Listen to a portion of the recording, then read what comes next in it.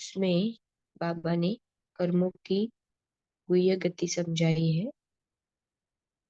जो बाबा हमेशा ही अपने हर एक कर्म का जो भी रिजल्ट होगा, जो भी हिसाब किताब बनेंगे अच्छे व बुरे, वो हमारे सामने रखते आए हैं।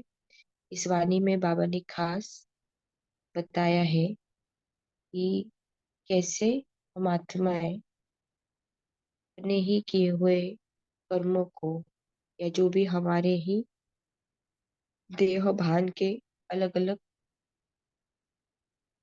संस्कार बार बार इमर्ज होते हैं, पुरुषार्थ में कैसे वो विघ्न रूप बनते हैं, लेकिन उनको यथार्थ रीति ना समझकर कि जैसे कि वो पिछले जन्मों के या पिछले समय के मेरे संस्कारों के हिसाब किताब के रूप में सामने आए हैं, तो कैसे मुझे उसको साक्षी होकर देखना है, चुप तो करना है।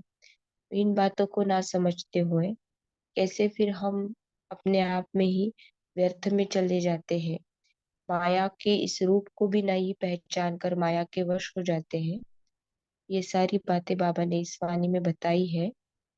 बाबा ने बच्चों की अलग अलग लीलाएं देखी है कि कैसे बच्चों के अलग अलग रीति से संस्कार स्वभाव इमर्ज होते हैं, और उस आधार से कैसे संकल्प चलते हैं।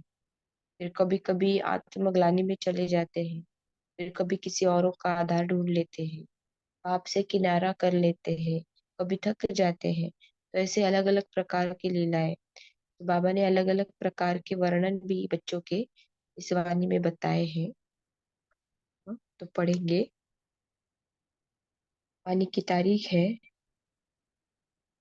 3 मई 1977। 3 मई 1977। मुरली का टाइटल है मुरली का टाइटल है कर्मों की अति गुह्य गति। कर्मों की अति गुह्य गति। बाबा कहता है, संगम युगी ब्राह्मणों की विचित्र लीला को देखते हुए बाबा बोले, बाप दादा बेहद के अनादि अविनाशी ड्रामा की सीन के अंदर विशेष कौन सी सीन देख हर्षाते हैं, जानते हो? तो बाबा का जो दृष्टिकोण है इस सृष्टि चक्र को, इस रंगमंच को देखने का, तो बाबा कहता है ये क्या चल रहा है, सब कुछ एक ड्रामा चल रहा है। और ड्रामा भी कैसा है? बेहद है और नादी है, माना चलता ही रहता है ना। और कैसा है? अविनाशी है, जो हूबहू रिपीट होता है। जिस ड्रामा के किसी भी सीन का, किसी भी पार्ट का विनाश नहीं होता। तो बाबा का दृष्टिकोण है कि ये सारा ड्रामा चल रहा है, और ये ड्रामा कैसा है? बेहद है, अनादि है, अविनाशी है। तो ऐसे ड्रामा में ये जो नाटक चल रहा है, ये नाटक के अंदर बाबा विशेष सीन देख रहे हैं। तो वो कौन से सीन है जिस सीन को देखकर बाबा हर्षाते हैं? तो बाबा ने कहा कि बाबा भी ऐसे सीन देखकर हर्षाते हो, तो वो कौन से हैं, जानते हो? बाबा ने कहा, वर्तमान समय बाप दादा ब्राह्मणों की लीला विचित्र और हर्षाने वाली देख रहे। तो ड्रामा बेहद का कौन सा है? जहां पर एक समय पर सतयुग त्रेता के सीन चल रहे थे, फिर बाद में द्वापर में भक्ति मार्ग के सीन शुरू हो गए, फिर कलयुग में आत्माओं के पतित बन तमो प्रधानता के सीन शुरू हो गए। तो ये जो अलग अलग आत्माओं की स्थितियां थी, उस अनुसार जो अलग अलग सीन प्ले हो रहे थे, उसमें भी बाबा खास संगम के सीन देख रहे हैं, जहां पर आत्माएं कौन सा पार्ट प्ले कर रहे हैं? ब्राह्मण बनकर पार्ट प्ले कर रहे हैं। ब्राह्मण बनकर जो विचित्र लीलाएं करते हैं, तो वो लीलाओं का पार्ट बाबा यहाँ पे देख रहे हैं। तो बाबा ने कहा, ब्राह्मणों की लीला विचित्र और हर्षाने वाली देख रहे हैं। तो जैसे बच्चे कहते हैं कि हे प्रभु, तेरी लीला अपरंपार है, वैसे बाप भी कहते हैं कि बच्चों की लीला बहुत वंडरफुल है, वैरायटी लीला है। तो सबसे वंडरफुल लीला कौन सी देखने में आती है, वह जानते हो? अभी अभी कहते कि बहुत कुछ है, लेकिन बाबा ने क्या कहा? अभी अभी कहते बहुत कुछ है, लेकिन करते क्या है ना? माना ये करेंगे, वो करेंगे, बाबा को पत्र लिखेंगे, है ना? बाबा के सामने प्रतिज्ञा करते हैं कि बाबा ऐसे ऐसे नहीं करेंगे, अब से ऐसे ऐसे करेंगे। हाँ, प्लान्स बनाते हैं पुरुषार्थ के, बाबा को लिखकर भी भेजते हैं। तो बाबा कहता है अभी अभी कहते बहुत कुछ है, लेकिन करते क्या है, वह खुद भी समझते, क्यों कर रहे हैं यह भी जानते। तो जैसे किसी भी आत्मा के और किसी भी विकारों के वशीभूत आत्मा, परवश आत्मा, बेहोश आत्मा क्या कहती, क्या करती, कुछ समझ नहीं सकते, तो ऐसी लीला ब्राह्मण भी करते हैं। तो कैसी लीलाएं होती है, इसको स्पष्ट करने के लिए बाबा ने क्या कहा? बातें बहुत करते हैं, लेकिन प्रैक्टिकल में क्या करते हैं? हम्म, जैसे कोई परवश आत्मा होती है, हाँ, या किसी विकारों के वशीभूत आत्मा होती है, वो तो क्या बोल रही है? जैसे कोई क्रोध के वश है, तो उस क्रोध में वो क्या बोल रहा है, क्या कर रहा है, ये उसको भी समझ में नहीं आता है। तो उसी रीति से बाबा कहता है ये ब्राह्मणों की भी लीलाएं हैं। हाँ, क्या बात कर रहे हैं, क्या कर रहे हैं, ये उनको भी समझ में नहीं आ रहा है। तो ऐसी लीलाएं देख बाबा क्या कहता है? बाबा हर्षित हो देख रहा है। तो बाप दादा ऐसी लीला को देख रहम दिल भी बनते हैं, है ना? रहम क्यों आ रहा है?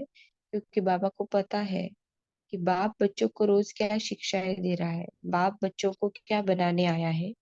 लेकिन वो समझ कर, जान कर, सब कुछ पता होने के बावजूद भी बच्चे क्या कर रहे हैं और ये करके बच्चों का क्या नुकसान हो रहा है, और उसका प्रारब्ध, उसका रिजल्ट भी क्या मिलेगा, कि बाबा समझता है। तो बाबा क्या करता है? रहम करता है, बाबा को तरस पड़ता है।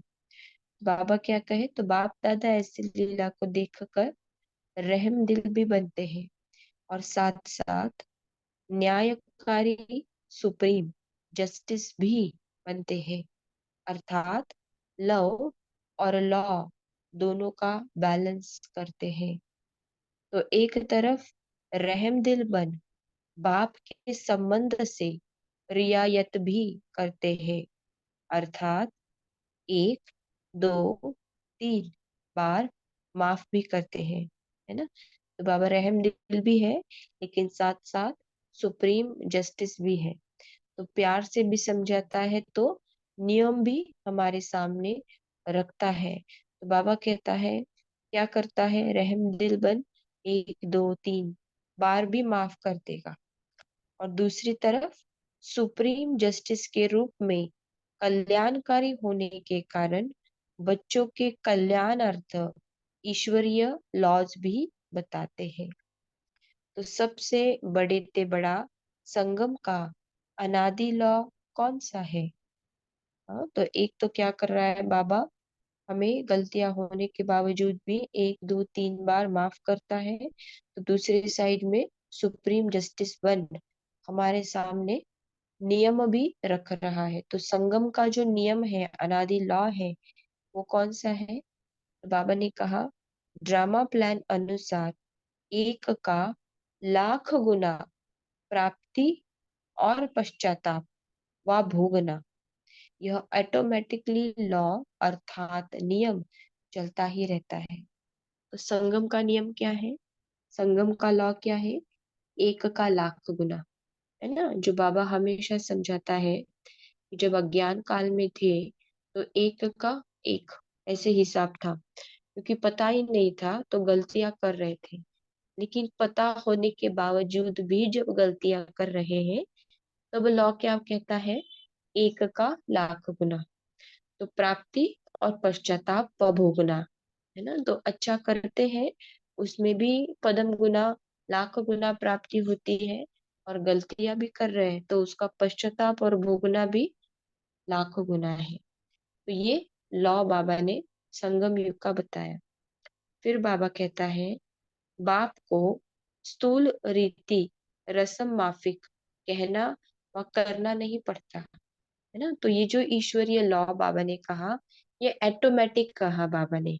हाँ, बाबा बैठकर एक एक के कर्मों को, एक एक के गलतियों को या एक एक के अच्छे बातों को देखता नहीं है, उसका हिसाब जोड़ता नहीं है। जो जैसा करेगा तो ये ईश्वरीय लॉ ऑटोमेटिकली काम करता है। तो इसलिए बाबा ने क्या कहा, बाबा को स्थूल रीति रस्म माफिक करना या कहना नहीं पड़ता, कि इस कर्म का यह लेना व इस कर्म की सजा यह है, लेकिन यह ऑटोमेटिक ईश्वरीय मशीनरी है, जिस मशीनरी को कोई बच्चे जान नहीं सकते।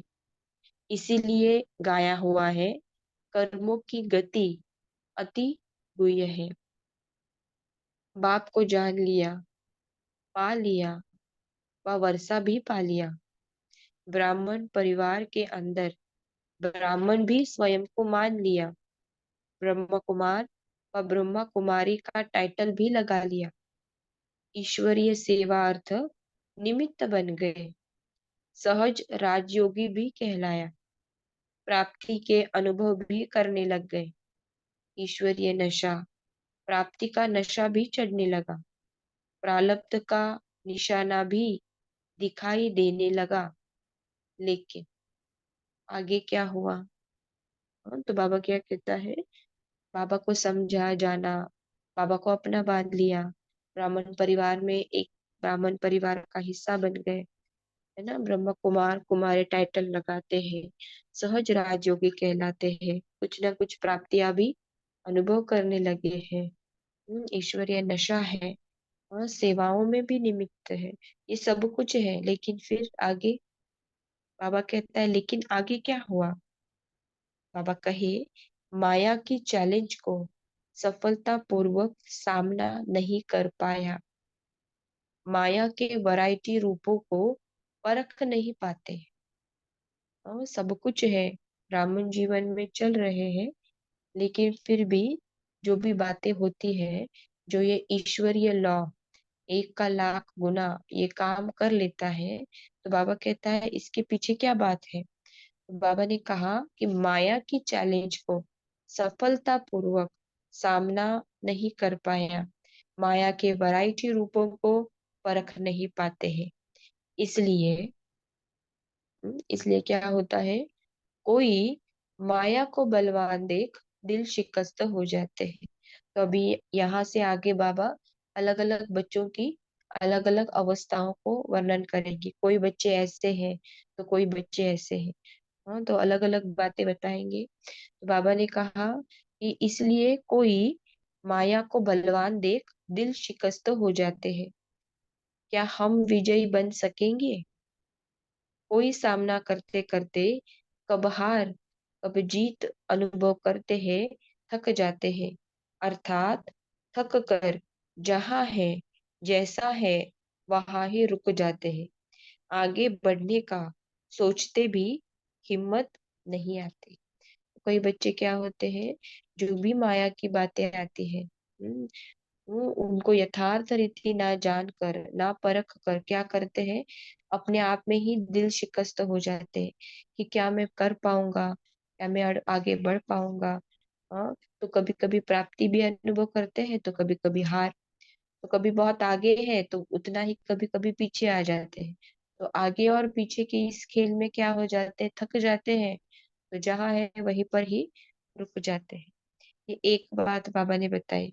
दूसरी बात बाबा कहता है, कोई अपने में बाप के डायरेक्ट साथ और सहयोग लेने की हिम्मत न देख राह पर चलने वाले साथियों को ही पंडा बनाते, अर्थात उन द्वारा ही साथ और सहयोग की प्राप्ति समझते। तो बाबा कहता है कोई कोई क्या करते हैं, जो बाबा से डायरेक्ट प्राप्तियों का अनुभव नहीं कर पाते हैं, अपनी बुद्धि को बाबा के साथ उतना योग युक्त नहीं कर पाते हैं, तो क्या करते हैं, जो साथी सहयोगी हैं जो चल रहे हैं यात्रा में, उनको ही अपना साथी बना लेते हैं और फिर उनके द्वारा प्राप्तियों का अनुभव करने की कोशिश करते हैं। तो बाबा ने कहा, बाप के बजाय कोई आत्मा को सहारा समझ लेते हैं, इसीलिए बाप से किनारा हो जाता है। तिनके को अपना सहारा समझने के कारण बार बार तूफानों में हिलते और गिरते रहते हैं और सदैव किनारा दूर अनुभव करते हैं।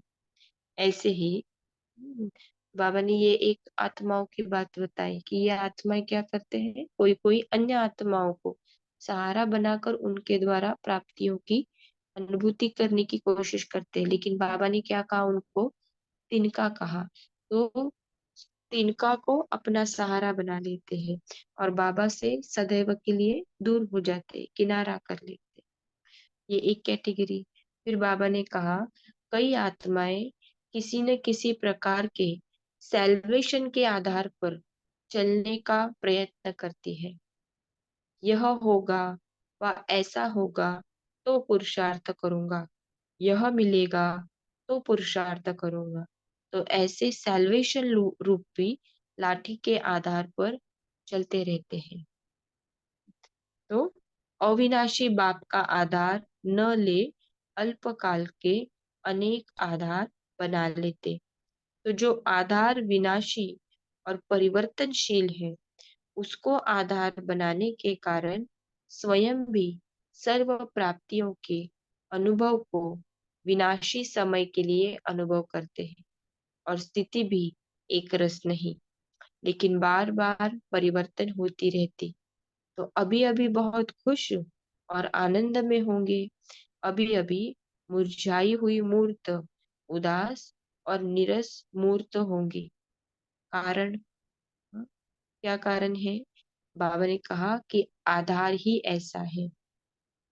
बाबा ने क्या बताया? कोई आत्माएं हैं जो क्या होती है, माया के विघ्नों को ना परखते हुए क्या हो जाती है, दिल शक्स्त हो जाती है कि मैं क्या कर पाऊंगा, मैं नहीं कर पाऊंगा। तो आगे और पीछे जाने में थक जाते हैं और जहाँ है वहां के वहां रह जाते हैं। कोई आत्माएं हैं जो राह चलते हुए अन्य आत्माओं का सहारा लेते हैं, उनके द्वारा प्राप्तियों का अनुभव करते हैं। फिर कोई आत्माएं हैं जो सैल्वेशन ढूंढते हैं, ये होगा तो पुरुषार्थ करेंगे, वो होगा तो पुरुषार्थ करेंगे। तो जिस आधार से पुरुषार्थ कर रहे हैं, प्राप्तियों का अनुभव करना चाहते हैं, वो आधार ही कैसे है? तो उस आधार के कारण पुरुषार्थ कर रहे हैं, तो प्राप्तियां भी कभी है कभी नहीं है, कभी आनंद है कभी उत्साह है तो कभी उदास है। तो ये सारे आधार ही तिनके की तरह है, इसलिए अनुभूति या प्राप्तियां भी उसी रीति से है। इसीलिए बाबा ने क्या कहा कि जिस रीति से कर्म में आ रहे हैं तो उसके पीछे की गुह्यता को नहीं समझते हैं और फिर उसके रिजल्ट में फंस जाते हैं। तो बाबा कहता है, कई आत्माएं बहुत अच्छे उल्लास, उमंग, हिम्मत और बाप के सहयोग से बहुत आगे मंजिल के समीप तक पहुंच जाती है, लेकिन 63 जन्मों के हिसाब यहाँ ही चुकतू होने हैं। अपने पिछले संस्कार, स्वभाव बाहर इमर्ज हो सदा के लिए समाप्त हो रहे हैं। उस कर्मों की गुह्य गति को न जान घबरा जाते हैं। क्या लास्ट तक यही चलेगा? अब तक भी यह टक्कर क्यों होता? तो इन व्यर्थ संकल्पों की उलझन के कारण प्यार नहीं करते, नहीं कर पाते, सोचने में ही टाइम वेस्ट कर देते हैं। तो एक प्रकार की और आत्माएं बाबा ने क्या बताया कि अपने ही कई देहभान के जन्म हमने लिए हैं, उसके जो स्वभाव संस्कार इमर्ज होते हैं, मेरे भी और मेरे साथ संगठन में जो अन्य आत्माएं चल रहे हैं उनके भी। हाँ, तो देह भान के कॉन्शियसनेस के संस्कार जो इमर्ज होते हैं, तो इमर्ज भी बल होते हैं, लेकिन वो समाप्त होने के लिए आए हैं, है ना? तो ऐसे अपने ही स्वभाव संस्कारों की, औरों के स्वभाव संस्कारों की, कर्मों की गुह्य गति को न समझने के कारण क्या हो जाता है, क्योंकि आके क्वेश्चन में फंस जाते हैं, है ना? बहुत बार होता है कि इतना पुरुषार्थ करते हैं, योग लगाते हैं, लेकिन फिर भी स्वभाव संस्कार में परिवर्तन नहीं दिखाई देता है। लेकिन बाबा कहता है यह व्यर्थ संकल्प है। ऐसे संकल्प करते तो इसमें टाइम वेस्ट करते हैं। फिर और एक कैटेगरी बाबा ने क्या बताई कि और फोटो में कोई तूफानों को भी ड्रामा का तोहफा समझ स्वभाव संस्कारों की टक्कर को आगे बढ़ने का आधार समझ माया को परखते हुए पार करते हैं। कोई आत्माएं क्यों क्या के क्वेश्चन में फंसते हैं, तो दूसरी वाली आत्माएं क्या करती है कि तूफान जो आते हैं, विघ्न जो आते हैं, वो जैसे कि मुझ आत्मा के अब के स्थिति से और आगे बढ़ने के लिए आए हुए हैं, जो मुझे और आगे लेकर जाएंगे, ऐसे समझकर उसका सामना करते हैं, है ना, उसको पार कर लेते हैं। तो बाबा ने कहा कि आगे बढ़ने का आधार समझ माया को परखते हुए पार करते हैं। सदा बाप को साथी बनाते हुए साक्षी हो हर पाठ देखते हैं, सदा हर्षित हो चलते रहते हैं। है ना, जो बाबा ने शुरुआत में कहा कि बाबा भी ड्रामा को कैसा देखता है, साक्षी होकर देखता है कि बच्चों की कैसी कैसी लीलाएं चल रही है। तो ये जो बात बाबा कहता है कि सदा बाप को साथी बनाते हुए साक्षी हो हर पाठ देखते हैं, तो जैसे बाबा हर एक बच्चे का पार्ट देख रहा है, तो मैं आत्मा भी इस बेहद के ड्रामा से बाहर होकर इस बेहद के ड्रामा को देखूं। इस बेहद के ड्रामा में जो मुझ आत्मा का भी पार्ट चल रहा है, उस पार्ट को भी मैं साक्षी होकर देखूं। तो जैसे मैं अपने पार्ट को साक्षी होकर देख पाऊंगी, तो औरों के पार्ट को भी मैं साक्षी होकर देख पाऊंगी। और जितना साक्षी होकर देख पाऊंगी, डिटैच्ड होकर देख पाऊंगी, तो क्या हो जाऊंगी, उस पार्ट के प्रभाव में मैं नहीं आऊंगी। इसलिए बाबा ने क्या कहा, कोई बच्चे क्या करते हैं, सदा बाप को साथी बनाते हुए साक्षी हो हर पाठ देखते हैं, सदा हर्षित हो चलते रहते हैं। तो ब्राह्मण जीवन में जो बाबा ब्राह्मणों की विशेष लीला देख रहे थे, ब्राह्मण जीवन में सदा हर्षित हो चलते रहना, इसका मुख्य आधार ही क्या है, साक्षी होकर अपने और औरों के पाठ को देखते रहना, और हर एक के पाठ के पीछे जो कर्मों की हुई है गति बाबा समझाता है। जो पास्ट जन्मों के स्वभाव संस्कार है, वो जो इमर्ज होते हैं, इसके राज को समझकर जितना हम साक्षी होकर देखेंगे, उतना न्यारे और प्यारे रह पाएंगे। जितना न्यारे और प्यारे रह पाएंगे, उतना हर्षित संतुष्ट रह पाएंगे। है ना। फिर बाबा ने कहा, सदैव यह निश्चय रहता है कि अब तो पहुंचे। तो बाप इतने प्रकार की लीला बच्चों की देखते हैं। वाणी में बाबा ने अलग अलग बच्चों की लीलाओं को वर्णन किया है कि कैसे बच्चे पुरुषार्थ में अलग अलग प्रकार से संकल्प रचते हैं, कभी व्यर्थ में भी फंसते हैं, तो कभी दिल शिकस्त होते हैं, कभी अपने आप को मंगोल उत्साह से आगे भी बढ़ाते हैं, कभी बाप को ही किनारा कर लेते हैं, साथियों को सहारा बनाकर उनके आधार से आगे बढ़ने की कोशिश करते हैं, कभी कभी किसी बातों को सेल्वेशन को पुरुषार्थ का आधार बना लेते हैं। तो ऐसी अलग अलग लीलाएं बाबा ने बताई। बाबा ने ईश्वरीय मशीनरी बताई कि कैसे वो ऑटोमेटिक चलती है, ये भी बाबा ने कहा। हम्म, एक का लाख गुना प्राप्ति भी और पश्चाताप भी, ये ईश्वरीय लॉ बाबा ने बताया। बाबा ने अपने दोनों रूप स्पष्ट किए। रहम दिल भी है तो माफ भी करता है, लेकिन सुप्रीम जस्टिस है तो ईश्वरीय लॉ भी समझाता है। तो ये सारी बातें बाबा ने इस वाणी में फर्स्ट पार्ट में बताई थी। अच्छा, ओम शांति।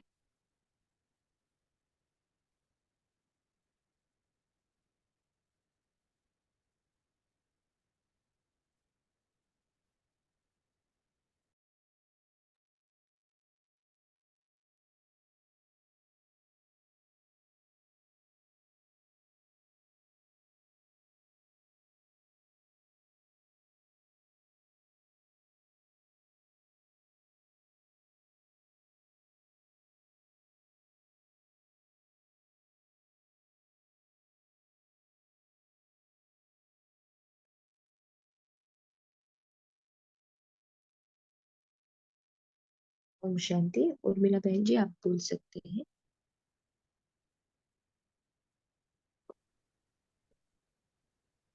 ओम शांति। मेरा आवाज ठीक है? हाँ जी। हाँ जी। आज हमारे प्यारे बाबा ने बहुत रमणीकता से सुनाया। बाबा बोले, वर्तमान समय बाप दादा हम ब्राह्मणों की लीला देख रहे हैं। आज बाबा ब्राह्मणों की विचित्र लीला फिर भी हर्षाने वाली देख रहे हैं। बच्चे कहते हैं, हे प्रभु, तेरी लीला अपरंपार है। वैसे भक्त भी कहते हैं, हे प्रभु, तेरी लीला अपरंपार है। दुनिया में परवश, विकारी वश, बेहोशी आत्माएं क्या कहती है, क्या करती है, ये सभी बाप दादा देखते हैं, हम भी देखते हैं। बाबा बोले, कहना वैसे नहीं करते, यानी जैसे बोलते हैं वैसे करते नहीं। ऐसी ब्राह्मणों की लीला बाबा देख रहे हैं और हर्षित भी होते हैं, क्योंकि हमारे प्यारे बाप दादा रहमदिल है, सुप्रीम जस्टिस है, यानी लव और लॉ का बैलेंस। ऐसे हमारे प्यारे बाप दादा को अनगिनत शुक्रिया। बाबा, शुक्रिया शुक्रिया। ओम शांति। ओम शांति। नमिता जी, आपको अनम्यूट किया है।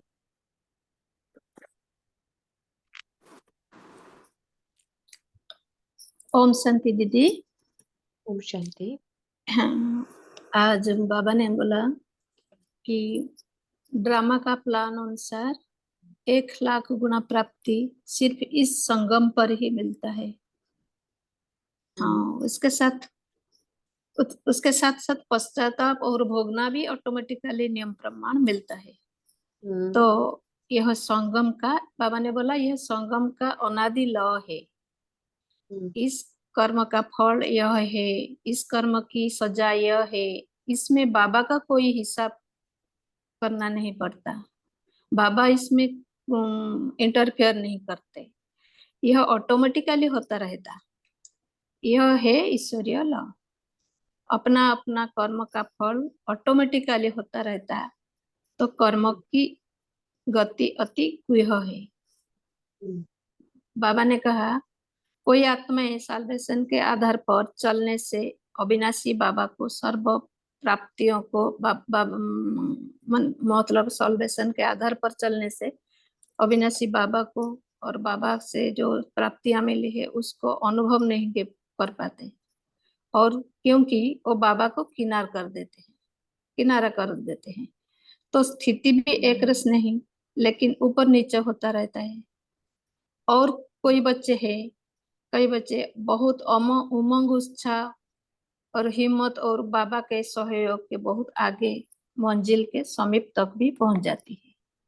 लेकिन बाबा ने कहा, यह सब 63 जन्म के हिसाब इस संगम युग में ही चुक्त करना पड़ता है। तो यह है कर्म का गुह्य गति। तो साक्षी होकर हम हर एक का पाठ को देखकर बाबा को साथी बनाकर अपना कर्म करते तो मंजिल तक पहुंच जाते हैं। ओम शांति। शांति। नीलम जी, आपको अनम्यूट किया है।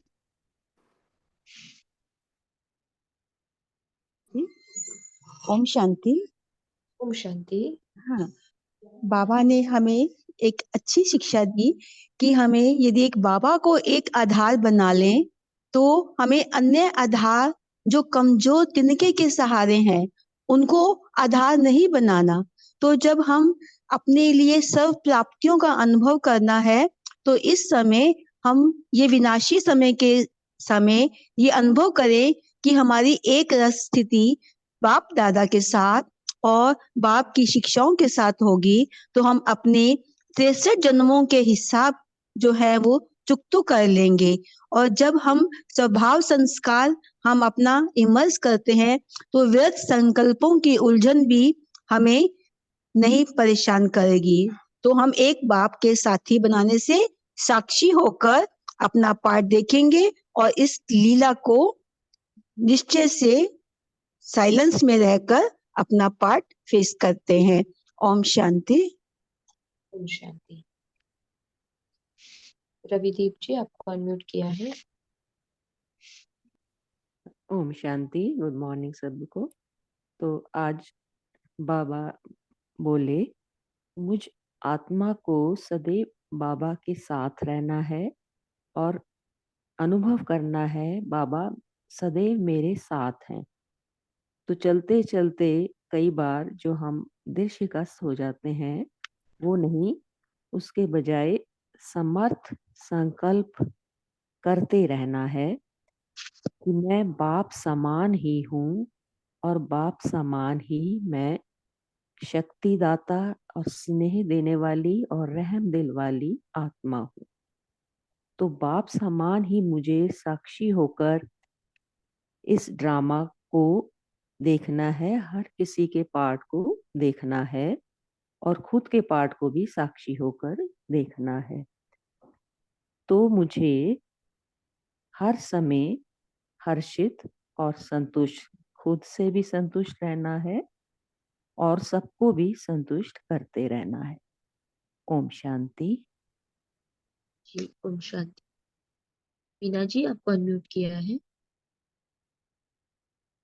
ओम शांति।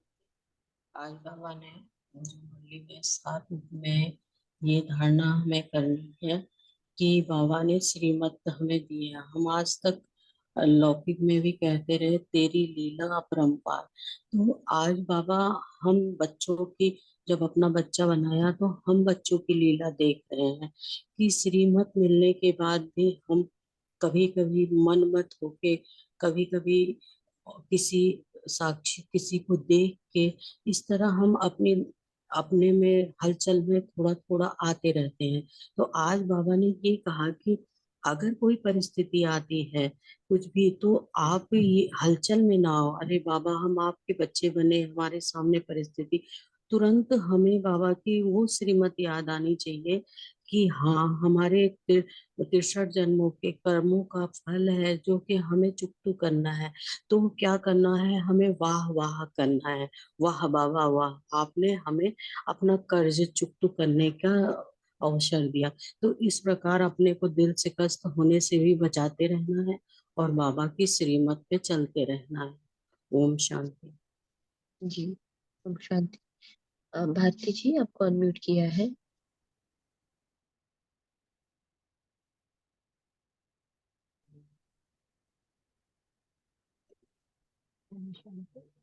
बाप दादा आपको बच्चों की लीलाएं देख रहे हैं और कई बच्चे ऐसे हैं जो बाप दादा को अन्य आत्माओं को अपना साथी समझकर उनको उनके साथ अपना अल्पकाल का अनुभव करते कि हमारे साथ ये आत्माएं हमें मदद करती है, तो उनको मदद करती है, इसीलिए उनके साथ उनको तिनके का सहारा समझ लेती है और उनको अपना साथी समझकर उनके साथ चलते रहते हैं। तो फिर बाद में ड्रामा प्लानर सुनार उनको उनको बाद में पछतावा होता है कि हमारा तो एक बाप ही है, अपना साथी है और हमने तिनके को सहारा समझ लिया है। तो बाप को ये जानकर बहुत बाप तो किनारा कर लेते हैं, तो बाप जान लेते हैं कि यह हमारा अ, साथी नहीं है, फिर भी हमें उनको साथी बनकर उनके साथ चलना है। तो बाबा कहते हैं कि माया के चैलेंज को सफलतापूर्वक सामना कर नहीं पाते तो इसीलिए माया को बलवान देख दिल शिकस्त हो जाते हैं। और बाबा कहते हैं कि अगर बाप को सदैव किनारा कर दूर अनुभव करते हैं, तो बाबा कहते हैं ये जो आधार अविनाशी और परिवर्तनशील, उसको आधार बनाने का कारण है कि स्वयं को प्राप्तियों का अनुभव कर नहीं सकते। ओम शांति। जी शांति। सावित्र वर्मा, आपको अनम्यूट किया है।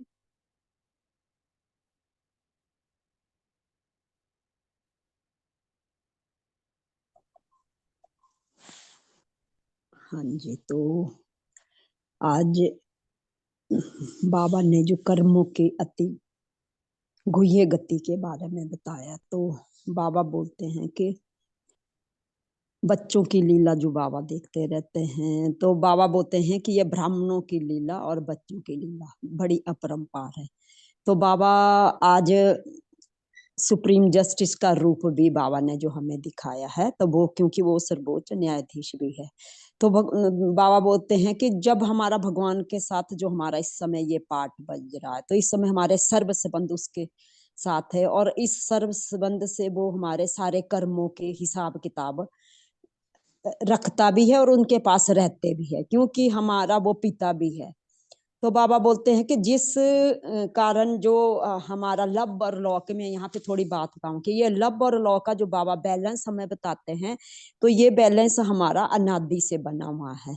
तो बाबा हमें संगम पर बड़े ते बड़े लॉ की जो यहाँ बात की है आज बाबा ने, कर्मों की गुह्य गति, तो इसके लिए हमें ऑटोमेटिकली जिस मशीनरी से, जो मशीनरी समय स्टार्ट है, मतलब इस समय जो मशीनरी यहाँ पर हमें जिस मशीनरी द्वारा ये देखा जा रहा हमारा ये पूरे कर्मों की गुह्य गति के, तो इस मशीनरी के साथ हमें भी बैलेंस बनाकर चलना है, क्योंकि ये हमारा कल्प कल्प का हिसाब किताब यहाँ पर फिक्स होता है। तो इसके लिए बाबा ने हमारी इस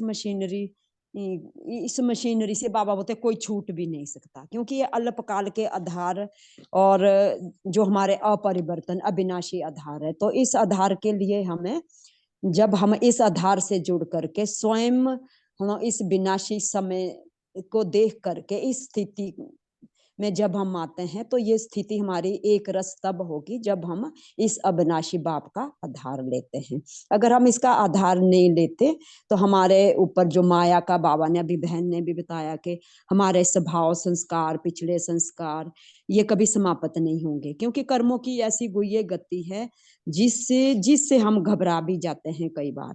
लेकिन हमें इस समय अपने व्यर्थ संकल्पों के उलझन के कारण जो हमें बाबा से प्राप्ति होनी है या जो हमें प्यार मिलना है, ये हमें ड्रामा अनुसार अब भी इसी समय इस आधार से मिलेगा, और हम परिवर्तन होंगे और माया को भी परख सकेंगे, और परखते परखते हमें सदैव निश्चय हो जाएगा कि अंत समय तक हम बाबा के साथ पहुंच कर अपने सारे जीवन की नैया को पार करेंगे। ओम शांति। शांति।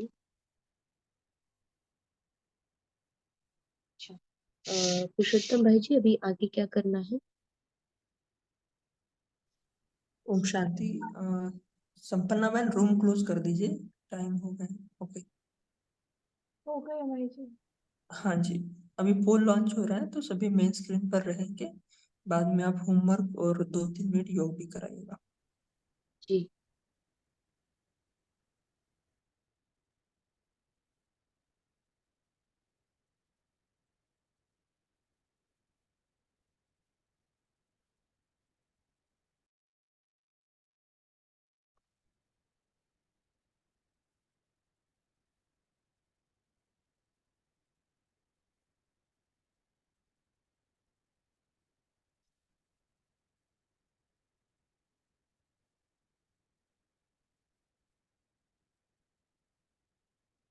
ओम शांति।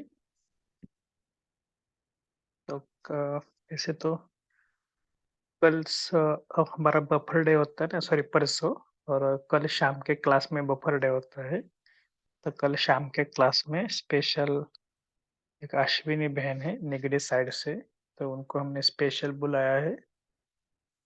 आप सभी कल शाम को ज्वाइन होना 8:30 से 9:30 बजे तक शाम को। और टॉपिक भी बहुत अच्छा रखा है कि ड्रामा का माना सृष्टि चक्र का रहस्य। टॉपिक बहुत इजी है लेकिन थोड़ा सा और तरीके से हम उसको लेंगे। तो रिक्वेस्ट है कि आप सभी ज्वाइन होना ताकि थोड़ा और भी कुछ हम गहराई में जा सकते।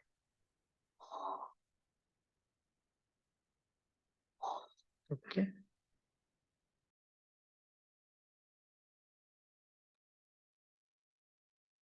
शांति। तो आज जो बाबा ने हमें बताया है मुरली में, उस अनुसार अभ्यास के लिए दिन भर में हम साक्षी स्थिति को अपने साथ बनाए रखने का पुरुषार्थ करेंगे। दिन भर भी अ, जिस जिस रीति से हम आत्माएं अलग अलग रोल के आधार से पार्ट बजाएंगे, तो अपने आप को ये चेक करना है कि कितना मैं निराकार बिंदु आत्मा अलग हूँ, और ये मेरा रोल है, ये मेरा पार्ट है। और जैसे मैं पार्ट बजा रही हूँ, तो सामने वाली भी बिंदु आत्माएं उनके पार्ट अनुसार, रोल अनुसार पार्ट बजा रही है। इस साक्षी स्थिति में हम दिन भर कितनी बार रहते हैं, इसको अभ्यास के लिए हम आज के दिन लेंगे। ओम शांति। बाबा को याद करेंगे 1 मिनट। सभी एकाग्र करेंगे मन बुद्धि को। जैसे बाबा ने आज साक्षीपन की स्थिति को मुरली में समझाया है, तो उसी रीति से अनुभव करने की कोशिश करेंगे। देखेंगे अपने आप को,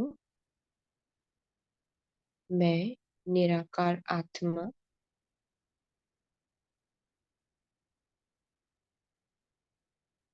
पॉइंट ऑफ लाइट, शक्तिशाली आत्मा, समर्थ आत्मा। मैं आत्मा अविनाशी हूँ। मुझ आत्मा का पार्ट अविनाशी है।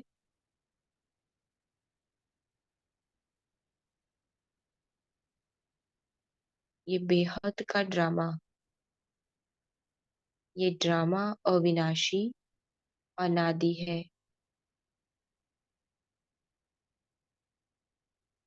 देखेंगे अपने आप को, मैं बिंदु आत्मा परम धाम में हूँ बाबा के साथ।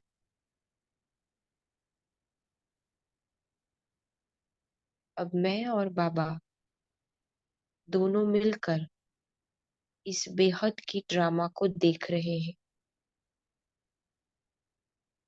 यही से इस ड्रामा में अलग अलग आत्माएं अलग अलग पार्ट को प्ले कर रही है। हर एक आत्मा के डायलॉग्स, हर एक आत्मा की स्क्रिप्ट अपनी अपनी है। मुझ आत्मा को भी कुछ पार्ट मिला हुआ है। देखेंगे बाबा के साथ बैठकर कैसे मैं आत्मा भी पार्ट बजा रही हूँ। इस संगम के समय पर मैं ब्राह्मण बनकर पार्ट बजा रही हूँ। देखेंगे अपने पार्ट को, औरों के भी पार्ट को, न्यारा और प्यारा होकर, साक्षी होकर इस ड्रामा के हर सीन को उसके प्रभाव से मैं आत्मा अलग हूँ।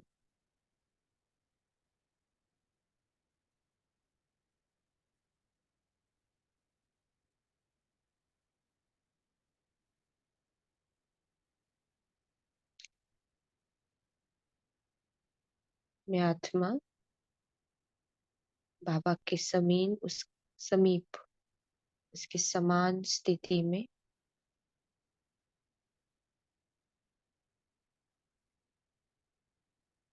दिन भर भी हम इसी बात का अभ्यास करेंगे। बार बार मैं आत्मा बाबा के साथ बैठकर अपने और औरों के पाठ को देखती रहूंगी। ओम शांति।